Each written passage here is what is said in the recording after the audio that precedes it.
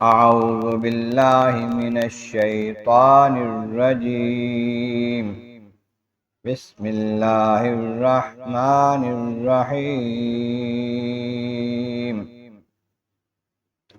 يا إبراهيم أعرض عن هذا إنه قد جاء أمر ربك وإنهم آتيهم عذاب غير مردود. ولما جاءت رسلنا لوطا سيء بهم وضاق بهم ذرعا وقال هذا يوم عصيب فجاءه قومه يحرؤون إليه ومن قبل كانوا يعملون السيئات قال يا قوم هؤلاء بناتي هن أطهر لكم فاتقوا الله ولا تخزون في ضيفي أليس منكم رجل رشيد صدق اللہ العظیم۔ حمد و ثناء رب کریم اور درود و السلام بر سید خیر انام کے بعد سورہ ہود کی آیت نمبر 76، 77 اور 78 تلاوت کی گئی ہے، جو 12ویں پارے کے 7ویں رکوع میں۔ اس سے پہلی آیتوں میں بتایا گیا ابراہیم علیہ السلام کو فرشتوں نے خوشخبری دی بیٹے کی، اور ان کی زوجہ محترمہ حیران ہوئیں۔ فرشتوں نے کہا کہ اللہ تعالیٰ کے فضل و کرم سے تم پر بہت اس کی مہربانیاں ہیں، بڑے انعامات ہیں، اس میں حیران ہونے کی کون سی بات ہے؟ اس کی رحمت کے آگے کوئی بڑی چیز نہیں ہے۔ وہ پروردگار عالم، خوبیوں والا، حمد والا، عظمت والا ہے۔ پھر جب ابراہیم علیہ السلام سے ڈر ختم ہوا اور ان کو خوشخبری مل گئی، اب قوم لوط کے بارے میں جب انہیں پتہ چلا کہ فرشتے آئے ہیں اس قوم کو تباہ کرنے کے لیے، تو اس کے بارے میں جھگڑنے لگے،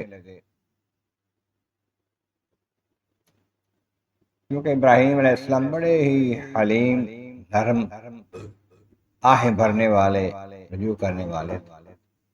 اس واسطے انہوں نے چاہا کہ قوم کو عذاب نہ آئے،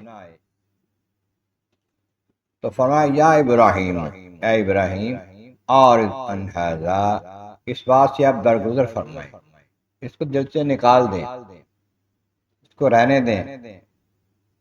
انہ قد جاء امر ربک، آپ کے رب کا حکم آ چکا ہے، فیصلہ ہو چکا ہے، یہ ازلی فیصلہ ہے اس قوم کا کہ ایمان نہیں لائیں گے اور برباد کیے جائیں گے۔ اب اس حکم کو آپ عمل درآمد ہونے دیں، اس کے بارے میں بحث نہ کریں۔ انہم آتیہم عذاب غیر مردود، ان پر وہ عذاب آنے ہی والا ہے جو لوٹایا نہیں جائے گا، عذاب آ کر رہے گا، ان کو تباہ کر کے ہی جائے گا۔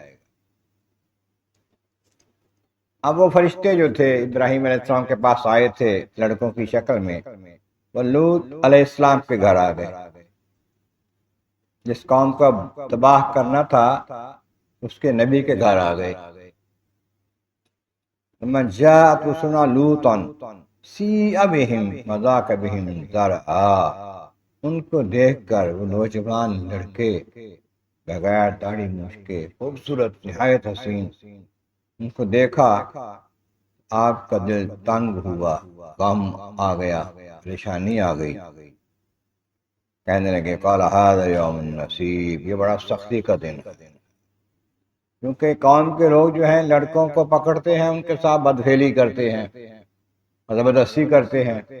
یہ خوبصورت لڑکے آ گئے میرے گھر مہمان، قوم کا پتہ چلے گا تو وہ نہیں چھوڑیں گے ان کو، میری بےعزتی ہے اس میں۔ فجاءہ قومہ یحرؤون الیہ، قوم کے لوگوں کو پتہ چلا، وہ دوڑتے ہوئے آ گئے ان کے پاس۔ ایک روایت میں آتا ہے کہ لوط علیہ السلام کی بیوی جو تھی وہ اندر سے ایمان والی نہ تھی، وہ قوم کو بتانے چلے گی، بتا کے آئی کہ بڑے خوبصورت بچے لڑکے آئے ہیں ہمارے گھر۔